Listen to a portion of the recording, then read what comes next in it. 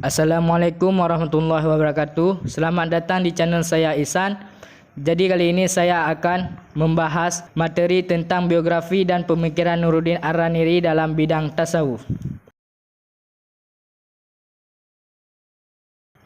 Sebelum kita melanjutkan pembahasan, makalah ini tentang biografi Nuruddin Ar-Raniri dalam perkembangan di bidang tasawuf. Jadi kita harus mengenal dulu nama lengkap Nuruddin Ar-Raniri adalah Nur Al-Din Muhammad Ibni Al-Hasanji Ibni Muhammad Ar-Raniri. Dipanggil Ar-Raniri karena beliau dilahirkan di daerah Ranir yang terletak di Gujarat, India pada tahun yang belum diketahui. Beliau adalah keturunan India Arab dari keluarga sufi dan ulama. Tujuan penulisan makalah ini untuk mengetahui lebih mendalam tentang biografi dan pemikiran Nuruddin Ar-Raniri dalam bidang tasawuf serta karya-karya beliau. Tema ini sangat penting dalam pendidikan sekarang agar kita mengetahui perkembangan tasawuf yang dikembangkan oleh Nuruddin Ar-Raniri dan nantinya kita lebih hati-hati dalam menanggapi aliran-aliran baru yang lahir sekarang. Jadi sekarang kita akan melanjutkan ke dalam pembahasan. Nuruddin Ar-Raniri adalah salah satu orang Gujarat yang sangat berperan terhadap perkembangan Aceh. Prioritasnya dalam bidang keagamaan yang mengambil spesifikasi dalam bidang tasawuf pada sekitar abad ke-17 silam. Pendidikannya yang pertama diperoleh di Ranir, kemudian dilanjutkan ke Hadramaut. Ketika ia berada di negeri asalnya, ia sudah menguasai banyak tentang ilmu agama.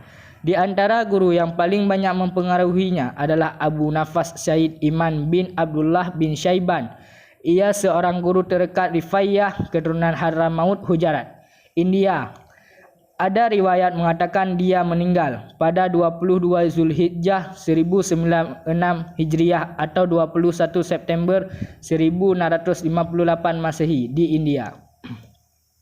Selanjutnya, pemikiran Nuruddin Ar-Raniri banyak diterima dan dipelajari oleh Sultan Iskandar Tasani sehingga kebijakan Nuruddin mengeluarkan fatwa kufur kepada pengikut Wujudiyah ternyata didukung oleh Sultan. Sultan Iskandar Tasani berulang kali menyuruh para pendukung Wujudiyah mengubah pendapat mereka tetapi sia-sia. Menurut Ahmad Daudi, ketika Ar-Raniri menjadi mufti, ia sempat mengeluarkan fatwa tentang kesesatan ajaran Hamzah Fansuri dan Syamsuddin Sumatrani dan membolehkan untuk membunuh pengikut. Kemudian, karya-karya Nuruddin Ar-Raniri mempunyai karya ilmiah di berbagai kajian keilmuan, terutama berkaitan dengan ajaran pokok Islam. Karyanya yang sudah diketahui dengan pasti berjumlah 29 kitab dan manuskrip yang meliputi berbagai cabang ilmu pengetahuan seperti ilmu fikih, hadis akidah, sejarah tasawuf dan sekte-sekte agama. Di antara karya yang pernah ditulis oleh Syekh Nuruddin Ar-Raniri adalah 1. Asy-Syirah Al-Mustaqim dalam bahasa Melayu fikih berbahasa Melayu. 2. Bustan As-Salatin fi Zikri Al-Awalin wa Al-Akhirin. 3. Durat Al-Faraidah bi Syarhi Al-Qaid. Yang keempat, Syifa Al-Qulub. Karya Ar-Raniri tersebut di atas sebagian besar berhubungan dengan masalah tasawuf. Misalnya memuat topik pemaparan tentang tasawuf yang merupakan penegasan aliran. Pemikirannya yang menilai konsep panteisme sesat. Ajaran-ajaran tasawuf yang dibawakan oleh Syekh Nuruddin Ar-Raniri. Yang pertama, tentang Tuhan. Pendirian Ar-Raniri dalam masalah ketuhanan pada umumnya bersifat kompromis. Yang kedua, tentang alam. Ar-Raniri berpendapat bahwa alam ini diciptakan Allah melalui tajalli. Ia menolak teori Al-Faidah Al-Farabi karena hal itu dapat memunculkan pengakuan bahwa alam ini kadim sehingga menjerumuskan pada kemusyrikan.